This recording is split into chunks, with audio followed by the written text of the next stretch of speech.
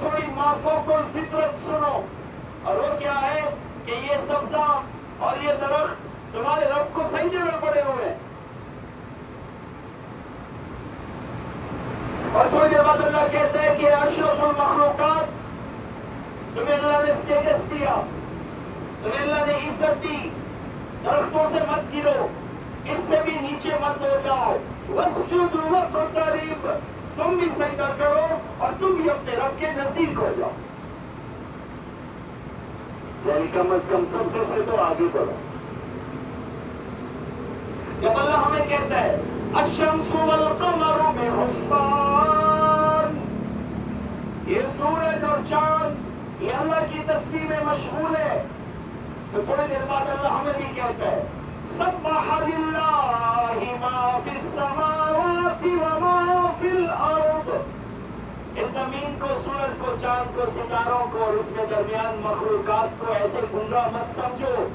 सब्बह लिल्लाह, तस्बीह करती है अल्लाह की, मा फिस समावाति व मा फिल अर्द, जो कुछ जमीन आसमान में है सब का सब तुम्हारे रब की तस्बीह में लगा हुआ है। फिर थोड़ी देर बाद अल्लाह कहता है हमें सब्बिह इस्मा रब्बिकल आला, ऐ बंदे तू ही है जो गाफिल है, तू ही है जिसे कहना पड़ता है, तू ही है जिसे मनाना पड़ता है। आओ इस दुनिया के हम आहंग हो जाओ, अखलाक के और जमीन की मखलूकात की हम आहंगी में आ जाओ। आज इस तरफ सारी जमीन का रुख है, तू भी उसी रुख में चलने वाला हो जा, तू भी अपने रब की आला, रब की तस्बीह पढ़ने वाला हो जा।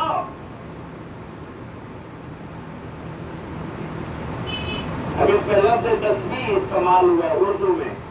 ये बड़ी खूबसूरत बात है कि उर्दू में तस्बीह, बतौर तस्बीह भी और तस्बीह करना भी, ये भी कहीं ना कहीं उर्दू में आया हुआ है। तो ये अल्लाह की बड़ी नेमत है। अगर आप उर्दू ज़बान के हामिलीन में से हैं, इसलिए उर्दू बतौर कौमी ज़बान भी लोग इसको फैलाते हैं। तो लेकिन उर्दू तो पाकिस्तान से बाहर भी, ये इंडिया के लोग भी जहाँ मराकज़ हैं जैसे लखनऊ है और दीगर जगहें हैं, वहाँ के मुसलमान भी उर्दू के साथ बहुत जुड़े हुए हैं। तो मैं तो कभी कभी बहुत शौक से ईमानी ज़रूरियात को पूरा करने के लिए तमाम अपने सामईन तक ये बात पहुँचाता हूँ। एक तो उर्दू ज़ुबान से मोहब्बत करनी चाहिए, दूसरा उसको फरोग देना चाहिए। उससे फ़ायदा ये होगा कि जो फर्जी तालीम है कुरान की, उसमें आधी तर्जुमे की और अल्फाज के इस्तेमाल की मदद जो है वो उर्दू ज़ुबान से अल्लाह पाक अहले पाकिस्तान को भी और अहले इंडिया को भी जो उर्दू इस्तेमाल करते हैं उनको अल्लाह पाक उसकी आधी इमदाद कर देगा। ये कुरान सिर्फ पढ़ने पढ़ाने के लिए नहीं आया, ये समझने के लिए आया। इसलिए कोई ज़ुबान अगर उसको तामुल करे तो वो भी समझे अल्लाह की नेमत है जो कुरान के आने के मकसद को समझने में मददगार हो रही। इसलिए मैं अपने सामईन के कानों तक कभी कभी इस वजह से उर्दू ज़बान की मोहब्बत को जो है वो बतौर मददगार एक टूल के तौर पे, ये ज़ुबान एक हथियार के तौर पे इस्तेमाल होती है कुरान फहमी में, कुरान को समझने में। तो अगर आप ये सुन के कभी उर्दू ज़बान को फरोग दें, और बल्कि मुझे कभी भी मौका मिले और मैं बच्चों के साथ जिंदगी में मुलाकात में रहूं, तो मैं अगर उनको थोड़ा सा कुरानी नज़्म से डायरेक्ट खिताब न कर सकूं, तो मैं उनको उर्दू ज़ुबान की किसी अहमियत में इंगेज कर लेता हूँ, ताकि मुझे पता होता है कि कल को इस उर्दू, और मैं उर्दू ज़ुबान का अक्सर वो हिस्सा इस्तेमाल करता हूँ जो ज़्यादा अरबी से लिया गया है। तो मैं अनजाने में भी बच्चों के साथ की नशिस्तों में कुरान के अरबी ज़ुबान के जो अल्फाज हैं उनके एक बहुत बड़े ज़ख़ीरे के साथ कुरान को याद करता हूँ। और उसमें जो जो लफ्ज़ जो हैं वो जैसे अब कुरान कहता है लफ्ज़ है करीब, तो ये 1500 साल से कुरान से ली है और हम कितने आराम से इस्तेमाल करते हैं। अल्लाह अपने बारे में कह रहा है कि जब मुझे सुनो तो सुनो, इन्नी करीब। ये स्पीकर में कोई बंदा तुम्हें सुनाने के लिए तुम्हारी वजह से ऊंचा पड़ रहा है, मुझे ऊंचा सुनने की जरूरत नहीं है। ये तुम एक दूसरे को सुना रहे हो, मैं तो दिलों की भी सुन लेता हूँ। इन्नी करीब, मैं तुम्हारे करीब हूँ, मुझे चीख चीख के पुकारने की जरूरत नहीं है। ये जो ऊंचा बोल रहा है ये तुम्हारे लिए बोल रहा है, ये जो ऊंचा बोल रहा है ये अपने जज्बात की वजह से बोल रहा है। یہ جو آواز کی پچ کو اوپر اور نیچے لے جا رہا ہے، یہ تمہارے سمجھانے کے لیے اس کو بطور ٹول سمجھ کے اس طرح کر رہا ہے. میں تو وہ ہوں، نحن اقرب الیہ من حبل الورید، میں تو تمہاری شہرت سے بھی زیادہ نزدیک ہوں، میں تو اندر سے بھی تمہارے ساتھ رابطے میں آ سکتا ہوں. تو باہر سے تم میرا کلام سن رہے ہو، پر میرا اور تمہارا رابطہ تو اندر سے ہے. تو یہاں پہ جو لفظ قریب ہے، وہ اگر آپ عربی میں پڑھیں، قرآن سے پڑھیں، تو آپ کو نبی کے لبوں کی نسبت اور نبی کے سینے کی نسبت کی وجہ سے 40 نیکیاں ملتی ہیں. تو ہم کتنا استعمال کرتے ہیں لفظ قریب قریب قریب. میں نے بہت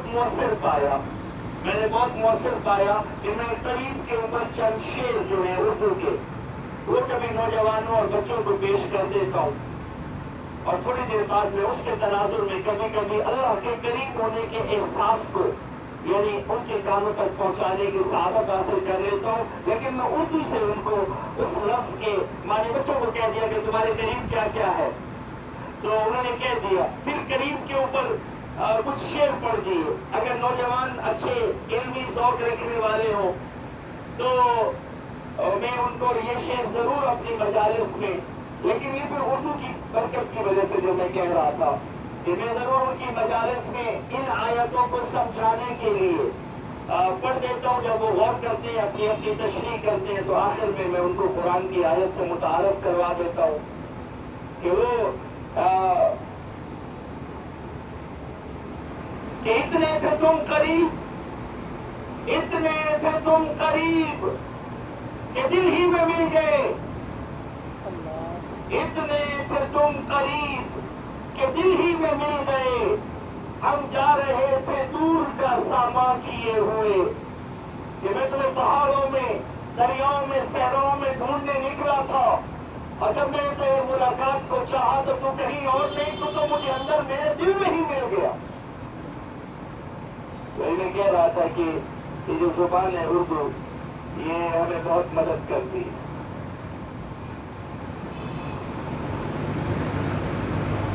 آپ کو پتہ جب آپ کا اور میرا ملنا ہوتا ہے تو اس میں نبی کے ممبر کے اوپر کوئی بھی چیز ہمیں فائدہ دینے والی ہو تو ہم اس کا تذکرہ کر لیتے ہیں. تو زبان جو قرآن کو سمجھنے میں مدد دے، وہ اردو زبان ہے، اس کے بڑے فائدے ہیں. ابھی یہ پورے ہفتے میں آپ دیکھیں کہ قرآن کا کتنا بڑا موضوع ہے جو بیان ہو سکتا ہے.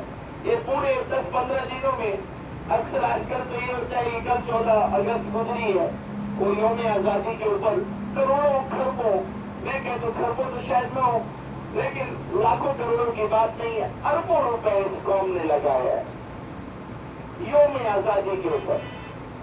1 اگست سے کئی اشتہار آنے شروع ہو گئے تھے کہ اب 11 دن رہ گئے یوم آزادی کو، اب 13 دن رہ گئے، اب 14 دن رہ گئے. تو اب یہ لفظ یوم اور آزادی کے ساتھ ملا کے ہے تو دن گزرا ماضی میں، ہر سال کئی کیلنڈر میں ریپیٹ ہوتا ہے. اربوں روپے قوم لگا دیتی ہے، لگانے والے کہیں سے پروموٹ کرتے ہیں تو لگتا ہے کوئی نہ کوئی تو فائدہ ہوگا. قوم اتنی اندھی تو نہیں ہے کہ چھوٹے سے لے کے بچہ سارے کے سارے شامل ہو جائیں. آخر سمجھدار لوگ بھی ہیں، کسی رخ پہ چلتے ہیں تو کوئی مقاصد تو لیتے ہوں گے. ہر بندہ اس میں اپنا حصہ ملا رہا ہے. کوئی جھنڈیوں کے اوپر لکھے کھڑا ہے یوم آزادی مبارک، کوئی نعرے اور گیت گا رہا ہے کہ یہ آزادی کا دن جو ہے کتنا اچھا ہے. ہر سال آیا کھڑا ہوتا ہے. ماضی کا کوئی دن ہے، اس کی یاد منانے سے کوئی تو فائدہ ہوتا ہوگا. اربوں روپے بھی لگ جاتے ہیں. آخر ہم کل گزار کے آئے بیٹھے ہیں، آج شاید 15 اگست ہے. تو میں اردو زبان کی خوبصورتی کے اوپر بات کر رہا تھا کہ یہ جو لفظ یوم ہے، یہ ہم نے عربی سے ادھار لیا، جیسے قریب لیا، جیسے شجر لیا، اور یہ عربی سے ادھار لیا. اگر آپ قرآن میں لفظ یوم پڑھیں تو آپ کو 30 نیکیاں ملتی ہیں. اس کی وجہ نبی کے سینے میں اور نبی کے لبوں سے اس کا آنا ہے. اور کہیں تو اتنی اہمیت ہے یوم کی کہ یہ 70 سال سے 80 سال سے یہ قوم بھی ہر سال منا رہی ہے، ہر سال خرچے بھی بڑھائی جا رہی ہے. تو اگر اردو زبان نے یوم لے لیا تھا عربی سے اور اس کو پاکستان سے متعلقہ کسی دن کے ساتھ جوڑ لیا تھا، تو جس نبی نے یوم کا یہ لفظ چلایا تھا اور جس کتاب میں یہ آیا تھا، کبھی تو تھوڑا سا وزٹ کر کے اس کتاب میں بھی جو اس لفظ کا استعمال ہے اس کے بھی مراقبے میں بیٹھ جانا تھا. کبھی تو اس یوم کو بھی سیلیبریٹ کرنا تھا جس یوم کا تذکرہ محمد مصطفیٰ نے اپنے ماننے والوں کے لیے چلایا ہے. وہ کتنی فریکوینسی پہ آیا ہے، کتنا زیادہ وہ بولا گیا قرآن میں. تو اب اگر آپ صرف یوم پڑھیں اور اس کا یہ مطلب جو یوم آزادی ہے، یہ ڈے استعمال، انڈیپینڈنس ڈے، آپ ڈے استعمال کریں گے تو وہ قرآن کے ساتھ اتنا آپ کو نہیں جوڑے گا جتنا یوم آزادی، یوم پاکستان. وہ 23 مارچ کو آیا کھڑا ہوتا ہے. یوم دفاع یہ 6 ستمبر کو آیا کھڑا ہوتا ہے. یوم قائد اعظم کی وفات کا دن آ جاتا ہے، یہ پیدائش کا. یوم اقبال 9 نومبر کو آ جاتا ہے. یہ آنے والے دنوں میں ہے.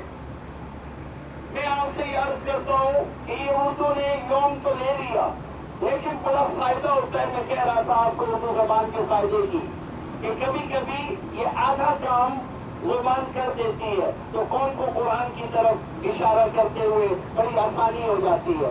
میں یہ چاہ رہا ہوں کہ آج کی اس نشست میں اردو زبان کے تناظر میں اور 14 اگست کے یوم کو 14 دن منانے کے بعد، چلے وہ تو گزر گیا، آج 15 اگست کو بیٹھے ہیں. 15 اگست کا یہ جمعہ اور اس کے چند لمحے ہم اس یوم کے نام کر دیتے ہیں جس کے تذکرے کو پیارے محمد مصطفیٰ نے بطور امانت ہماری طرف بھیجا ہے. جو آیا ہے تو آج پڑھا جائے گا اور جس کو قیامت تک پہنچانا آپ کے ذمے ہے. ساتھ میں یہ بھی عقیدہ رکھنا پڑے گا کہ اگر ایک یوم اربوں روپے لگا کے آپ کی قوم منا رہی ہے تو کوئی فائدہ ہوگا. یہ تو سارے کہہ دیں کہ یہ یوزلیس ہے، سارے کہہ دیں کہ بیکار ہے. اس کا مطلب ہے اربوں روپے کو آگ لگا دی، اربوں روپے کو ضائع کر دیا.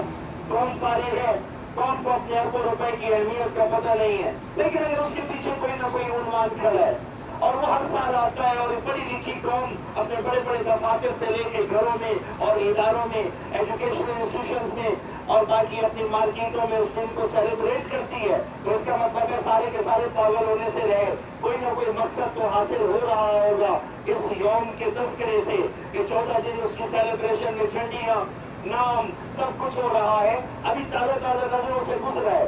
تو اس کا مطلب ہے جس یوم کا تذکرہ وقت کے نبی نے کیا ہوگا اس کے تذکرے میں کتنی خیر ہوگی، اس کو پروموٹ کرنے میں کتنے بڑے بڑے مقاصد ہوں گے، اس کو سمجھنے میں کائنات کا کیا رنگ سمجھ آئے گا. جنہوں نے یوم ادھار لے لیا عربی سے، ان کو چاہیے کہ دنوں کو منانے کا یہ طرز بھی نبی سے ادھار لیں کہ دنوں کے منانے میں آپ کے دین نے آپ کو کیا رغبت عطا کی ہے. آئیے میں آپ کو اردو زبان کے ساتھ جو ہمارے تعلق کی آج میں گفتگو کر رہا تھا علوم کی دنیا میں، اس میں آپ کو یوم آزادی کے تازے لفظ یوم کے استعمال سے قرآن پاک کے یوم کی طرف لے کے جا رہا ہوں. میں اس میں اب سے لے کے جمعے کی نماز تک بہت زیادہ تشریح نہیں کروں گا.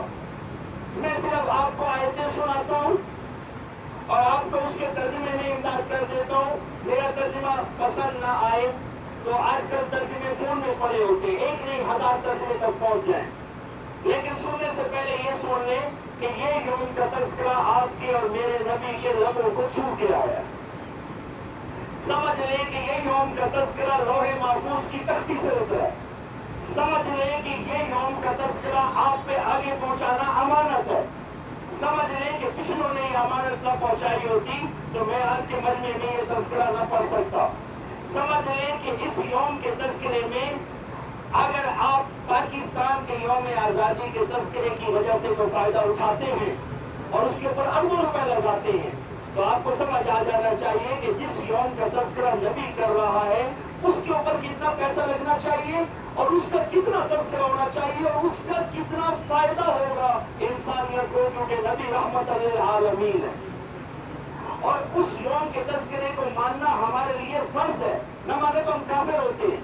اور ساتھ میں آپ کو اس یوم کے تذکرے کی طرف بھیجنے سے پہلے یہ بھی کہہ دوں کہ چلے جمعے پہ آئے ہیں، نبی کا ممبر بچھا ہے، میں یہ آج آپ کی طرف سے ضرورت پوری کر دوں گا، کچھ کفارہ ادا ہو جائے گا، لیکن پوچھوں گا یہ آپ سے کہ جن بچوں کو اور سب کو آپ نے ملک پاکستان کے یوم کے سارے ترانے یاد کروا دیے اور لاکھوں اربوں روپے لے کے آپ اس کو ملی نوکے میں بنا کے اور تقریبات کر کے کر رہے ہیں، اگر وہ یوم کا تذکرہ اتنا اہم ہے جس پہ ہمارے بچے، ہمارے ادارے صلاحیتیں لگ گئی ہیں، تو یہ یوم کا تذکرہ کس نے منانا ہے جو آپ کے نبی نے چلایا ہے؟ یہ کس کے بچے پڑھیں گے؟ یہ کون سی محفل میں پڑھا جائے گا؟ یہ ترانہ کب کسی کی زبان پہ آئے گا؟ اس کو کیوں آپ بائی پاس کریں گے؟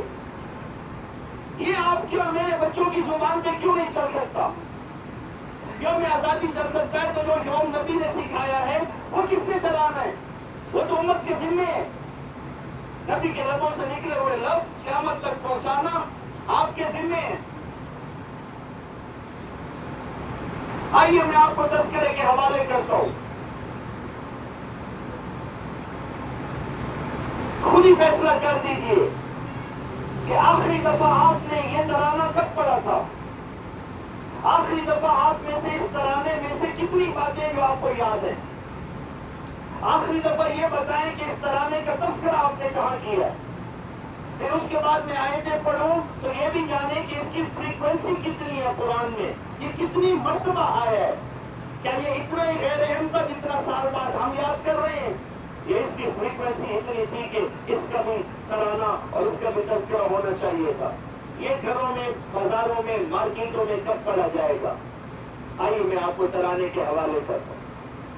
اس میں لفظ یوم آئے گا، قرآن میں اس کا ایک انداز یوم اذن بھی ہے۔ یوم اذن اس میں یوم کے ساتھ، دن کے ساتھ اشارہ کہ یہ دن خاص دن کی طرف مطلب ہے۔ اس کی جمع ہو جائے تو ایام کہتے ہیں، شکر ہے سارے کے سارے اردو میں کہیں نہ کہیں استعمال ہوتے ہیں۔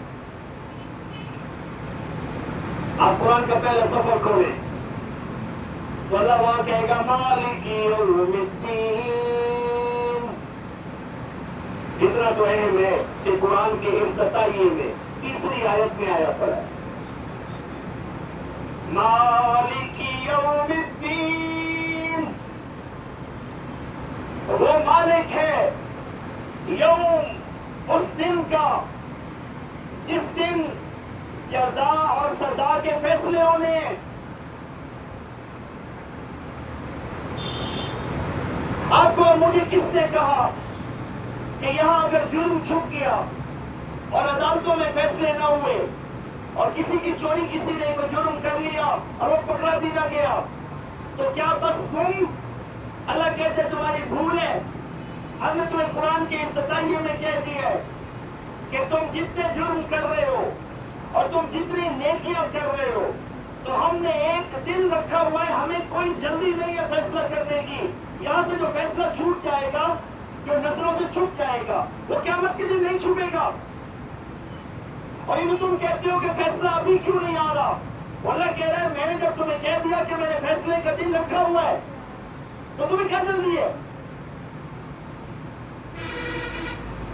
مالک یوم الدین، میں اس دن کا مالک ہوں جس دن جزا اور سزا کا فیصلہ ہونا ہے۔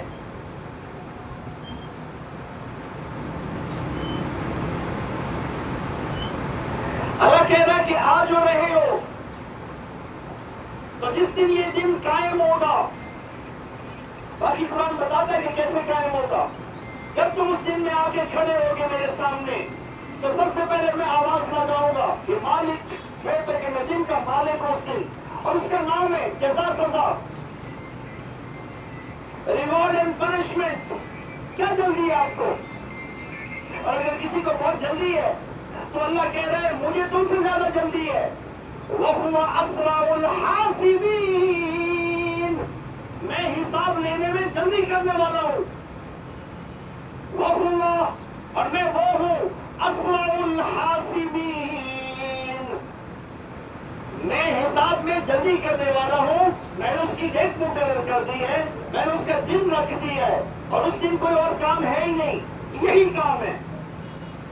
آپ نے کیسے سمجھا کہ فلسطین میں اور غزہ میں اتنے بچے بالا ہو گئے تو وہ یہاں کے انٹرنیشنل کورٹ آف جسٹس سے بچ جائیں گے اپنے طاقت اور ظلم کی وجہ سے؟ وہ یہاں سے اپنی طاقت کی وجہ سے کسی انصاف میں نہیں آ سکیں گے، لیکن اللہ کہہ رہا ہے کہ میرا جو انصاف کا دن ہے اس دن ان ظالموں میں سے کوئی نہیں بچ سکتا۔ اللہ کہہ رہا ہے آ جو رہے ہو، اور یہ میں آپ سے کہہ رہا ہوں ابھی یہ بیان سن لیں، یہی آواز آپ کو بہت جلد سنائی دینے والی ہے۔ جیسے تم آؤ گے اس دن اللہ کہتا ہے میں اعلان کروں گا لمن الملک اليوم، یہ اليوم آیا لمن الملک اليوم، آج کس کے دن کس کی بادشاہت ہے، یہ اعلان ہوگا لمن الملک اليوم۔ جب تم جی رہے تھے تو کبھی ٹرمپ کی حکومت تھی، کبھی شی جن پنگ کی حکومت تھی، کبھی پیوٹن کی، کبھی نواز شریف کی، عمران خان کی، اور کبھی زرداری کی۔ اللہ کہتا ہے آج ہو گئے ہو، اس دن کا میں مالک ہوں۔ پہلے یہ اعلان ہوگا لمن الملک اليوم، آج بتاؤ کس کی حکمرانی ہے۔ حدیث شریف کہتی ہے کہ وہاں چپ ساتھ جائیں گے سب، اس روک کی وجہ سے کوئی جواب نہیں دے پائے گا۔ حالانکہ سوال اٹھ رہا ہے لمن کس کی ہے، ملک اليوم، آج بادشاہت کس کی ہے؟ تو قرآن کہتا ہے کہ اللہ کی طرف سے خود جواب آئے گا للہ الواحد القہار، آج اکیلے قہار اللہ کی بادشاہت ہے۔